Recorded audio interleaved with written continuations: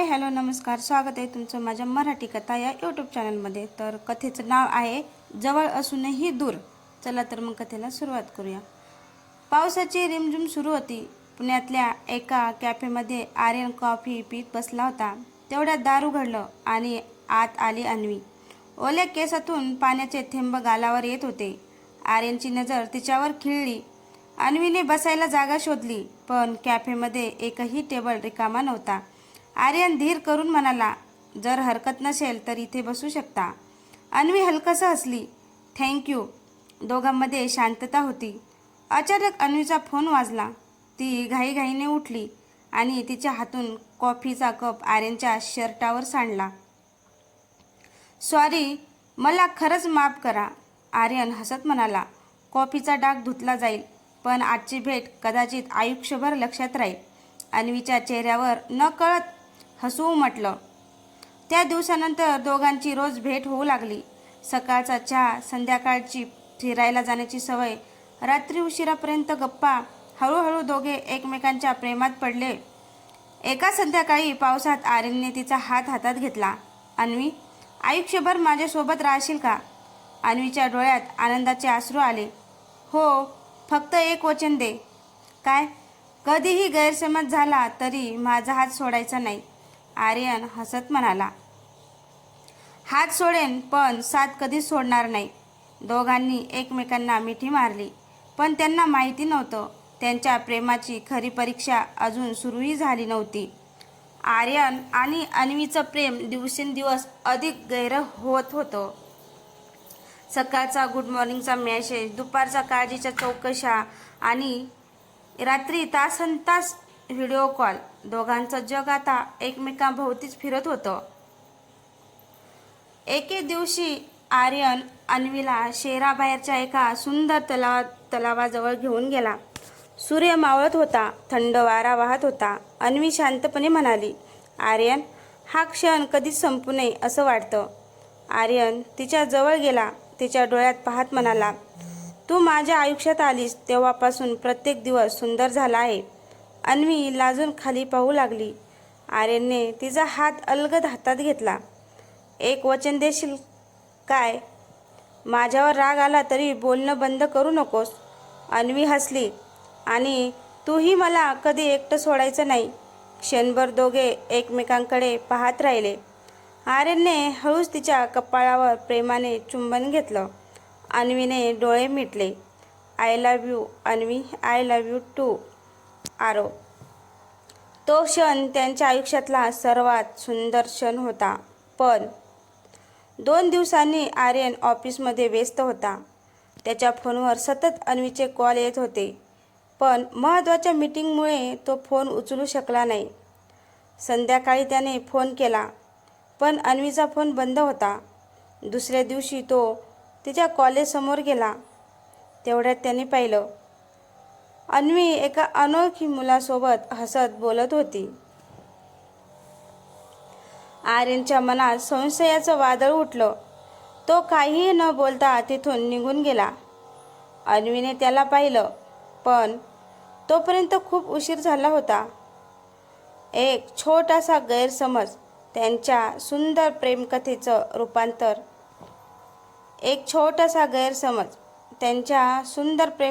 रूपांतर मोठ्या वादात होणार होतं।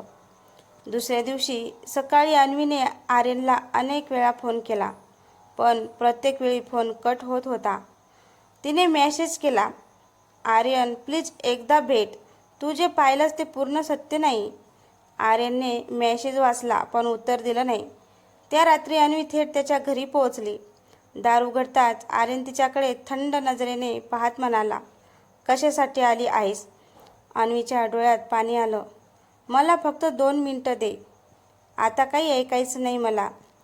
आर्यन, तू गैरसमज करतोयस, तो रागाने म्हणाला। मग त्या मुलासोबत हसत काय करत होतीस? अन्वीने शांतपणे उत्तर दिलं, तो माझा चुलत भाऊ होता। 2 वर्षांनी परदेशातून आला होता। तुला सरप्राईज द्यायचं म्हणून मी सांगितलं नव्हतं। आर्यन क्षणभर शांत झाला, पण त्याचा राग अजूनही कमी झाला नव्हता। माझा विश्वास तुटला आहे अन्वी, हे ऐकताच अन्वीचे अश्रू थांबेनासे झाले. ती हळू आवाजात म्हणाली, प्रेम विश्वासावर टिकतं, संशयावर नाही. ती वळली आणि निघून गेली. आर्यन तिच्याकडे पाहत राहिला, पण त्याने तिला थांबवलं नाही. 3 दिवस गेले. ना कॉल, ना मॅसेज, ना भेट. आर्यनचं मन बेचैन झालं. शेवटी त्याने अन्वीच्या मैत्रिणीला फोन केला, पण तिचं उत्तर ऐकून त्याच्या पायाखालची जमीनच सरकली. आर्यन, अन्वी आज सकाळी शहर सोडून गेली आहे आणि जाताना फक्त एकच वाक्य बोलली,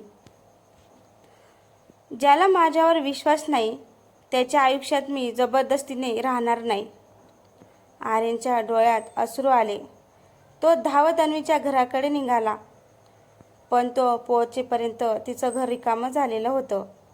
अन्वीचं रिकामं घर पाहून आर्यन पूर्णपणे कोसळला. घराला कुलूप होतं. शेजारच्या काकूंनी त्याला एक लिफाफा दिला. हे अन्वीने तुझ्यासाठी ठेवलं आहे. आर्यनने थरथरत्या हाताने पत्र उघडलं.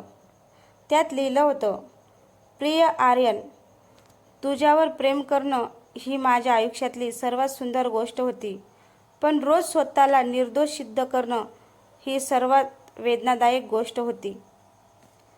तुझ्या रागाचा मला कधीच राग आला नाही, पण तुझ्या अविश्वासाने माझे मन तुटलं. जर कधी तुला माझ्या प्रेमावर विश्वास वाटला तर मला शोधायला ये. मी वाट पाहीन, पण कायम नाही. फक्त तुझीच अन्वी. पत्र वाचून आर्यनच्या डोळ्यातून अश्रू वाहू लागले. त्याला त्याची चूक समजली होती. त्याने अन्वीला शोधायला सुरुवात केली. तिच्या मैत्रिणी, कॉलेज, नातेवाईक सगळीकडे चौकशी केली, पण अन्वीचा काहीच पत्ता लागला नाही. 6 महिने उलटले. एके दिवशी आर्यन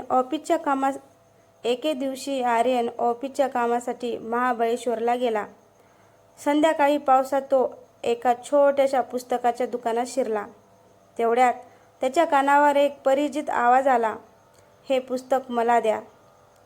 तो आवाज अन्वीचाच होता. आर्यनने मागे वळून पाहिलं.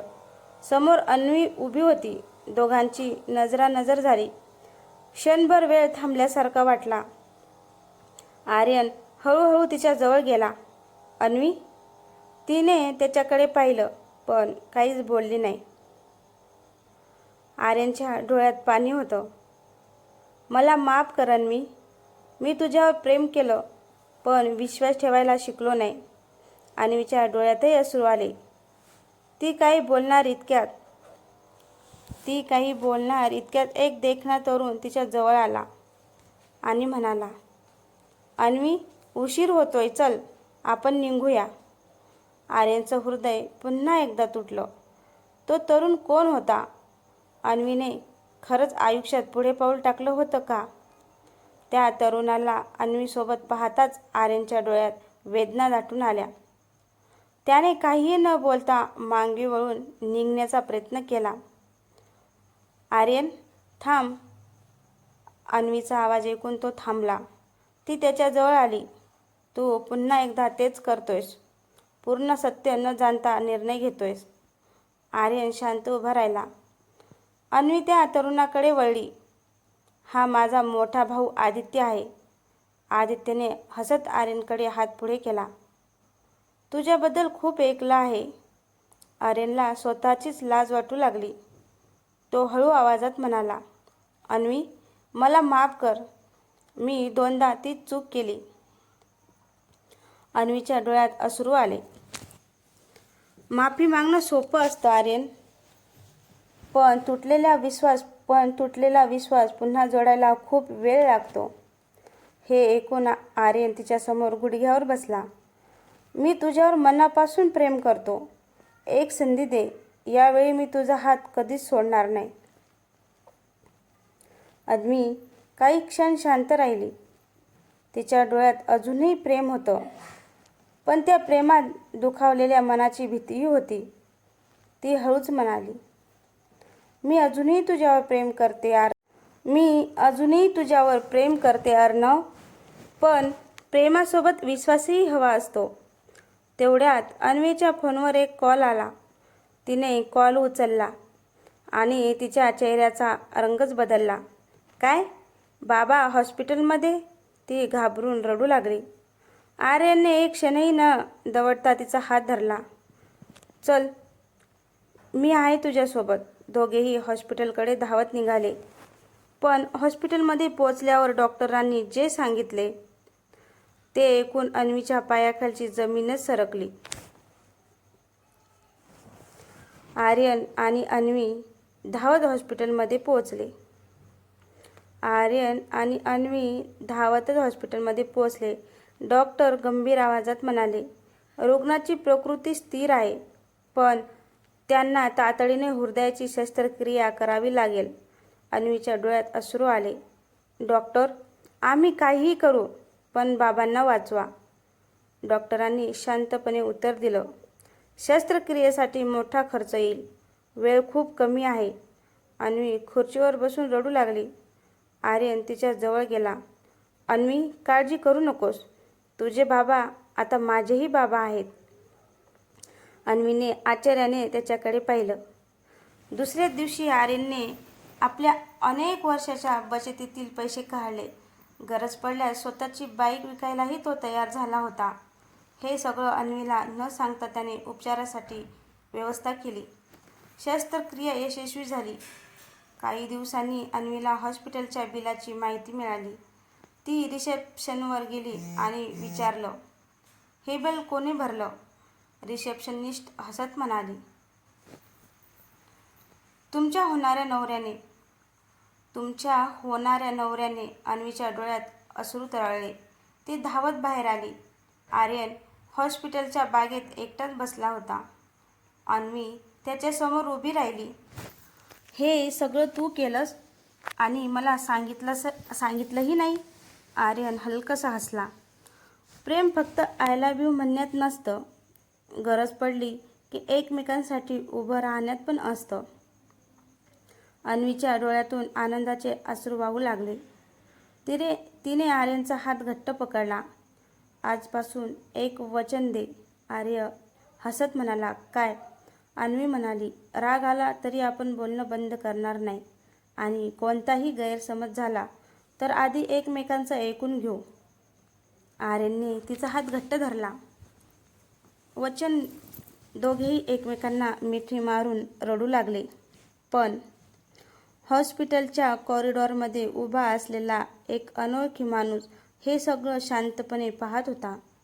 त्याच्या हातात अन्वीचा एक जुना फोटो होता. तो स्वतःशीच पुटपुटला, अन्वी, इतक्या सहज तुला आनंदी होऊ देणार नाही. हॉस्पिटलमधून घरी परतल्यानंतर अन्वी आणि आर्यनचं आयुष्य पुन्हा सुरळीत होऊ लागलं. दोघं रोज भेटू लागले. एकत्र फिरणं, एकमेकांसाठी वेळ काढणं, हरवलेलं प्रेम पुन्हा फुलू लागलं. एका संध्याकाळी आर्यन अन्वीला तिच्या आवडत्या टेकडीवर घेऊन गेला. सूर्य मावळत होता. थंड वारा वाहत होता. आर्यनने तिचा हात हातात घेतला. अन्वी, यावेळी मी तुला कधीच माझ्यापासून दूर जाऊ देणार नाही. अन्वी हसली. आणि मी सुद्धा प्रत्येक संकटात तुझी साथ सोडणार नाही. दोघांनी एकमेकांना मिठी मारली. तेवढ्यात आर्यनच्या मोबाईलवर एक अनोळखी नंबरवरून मेसेज आला. जर अन्वीवर खरंच प्रेम करत असशील तर आज रात्री 8 वाजता जुन्या पुलावर एकटाच ये, नाहीतर तिचं आयुष्य उद्ध्वस्त करीन. आर्यन घाबरला. त्याने अन्वीला काहीच सांगितलं नाही. रात्री 8 वाजता तो एकटाच त्या जुन्या पुलावर पोहोचला. समोर तोच अनोळखी माणूस उभा होता. त्याने हळूहळू टाळ्या वाजवल्या. शाब्बास, तू आलास. आर्यन रागाने म्हणाला, कोण आहेस तू आणि अन्वीला का त्रास देतोस? तो माणूस हसला. माझं नाव विराज आहे आणि अन्वीशी माझं लग्न ठरणार होतं. आर्यनच्या चेहऱ्यावर धक्का स्पष्ट दिसत होता. विराज पुढे म्हणाला, तिने माझ्याशी लग्न करण्यास नकार दिला कारण ती तुझ्यावर प्रेम करते. पण मला नकार सहन होत नाही. आर्यन शांतपणे म्हणाला, प्रेम जबरदस्तीने मिळत नाही विराज. विराजच्या चेहऱ्यावर राग उमटला. मग एक, जर अन्वी माझी झाली नाही तर ती कुणाचीच होणार नाही. इतक्यात दूर उभी असलेली एक व्यक्ती हे सगळं मोबाईलमध्ये रेकॉर्ड करत होती. ती व्यक्ती कोण होती आणि विराज पुढे काय करणार होता? विराज रागाने आर्यनसमोर उभा होता. अन्वी माझी नाही झाली तर ती कुणाचीच होणार नाही, तो ओरडला. आर्यन शांतपणे म्हणाला, खरं प्रेम माणसाला जपायला शिकवतो, तोडायला नाही. खरं प्रेम माणसाला जपायला शिकवतो, तोडायला नाही. विराजने आर्यनला ढकललं. तेवढ्यात मागून आवाज आला, बस, आता पुरे झालं. दोघांनी मागे वळून पाहिलं. अन्वी आणि तिचा भाऊ आदित्य तिथे उभे होते. अन्वीच्या हातात मोबाईल होता. ती शांतपणे म्हणाली, आर्यनला आलेला मॅसेज मी पाहिला होता, म्हणून आम्ही तुमच्या मागोमाग आलो. आदित्यने मोबाईल पुढे केला. विराज, तू आत्ताच जे काही बोललास ना ते सगळं रेकॉर्ड झालं आहे. हे ऐकताच विराजचा चेहरा फिकट पडला. तो पळून जाण्याचा प्रयत्न करू लागला, पण तिथे आधीच पोलीस पोहोचले होते. विराजला ताब्यात घेण्यात आलं. जाताना तो अन्वीकडे पाहून म्हणाला, मला वाटलं होतं प्रेम म्हणजे कोणालाही मिळवणं. अन्वी शांतपणे उत्तर दिलं, नाही विराज, प्रेम म्हणजे समोरच्याच्या आनंदाचा आदर करणं. विराजने मान खाली घातली. सगळं शांत झाल्यावर आर्यनने अन्वीचा हात हातात घेतला. यावेळी मी तुला काहीही लपवणार नाही. अन्वी हसली, आणि मी सुद्धा कोणताही गैरसमज होऊ देणार नाही. दोघे एकमेकांना मिठी मारताच आदित्य हसत म्हणाला, आता पुरे झालं तुमचं रुसणं फुगणं, लग्नाची तारीख ठरवा. हे ऐकून दोघेही लाजले. काही महिन्यांनी संपूर्ण कुटुंबाच्या उपस्थितीत आर्यन आणि अन्वीचा साखरपुडा झाला. आर्यनने अन्वीच्या बोटात अंगठी घालत हळूच विचारलं, यावेळी कायमची माझी होशील ना? अन्वी हसत म्हणाली, आता दूर जाण्याचा प्रश्नच नाही, कारण माझं घर तुझ्या हृदयात आहे. दोघांनी एकमेकांना मिठी मारली आणि टाळ्यांच्या गजरात त्यांच्या नव्या आयुष्याची सुरुवात झाली. आर्यन आणि अन्वीच्या लग्नाला 6 महिने झाले होते. दोघांचा संसार आनंदात सुरू होता. सकाळी एकत्र चहा, ऑफिसला जाताना एकमेकांना मिठी आणि रात्री छतावर बसून भविष्याची स्वप्न. एका रविवारी सकाळी अन्वी स्वयंपाकघरात काम करत होती.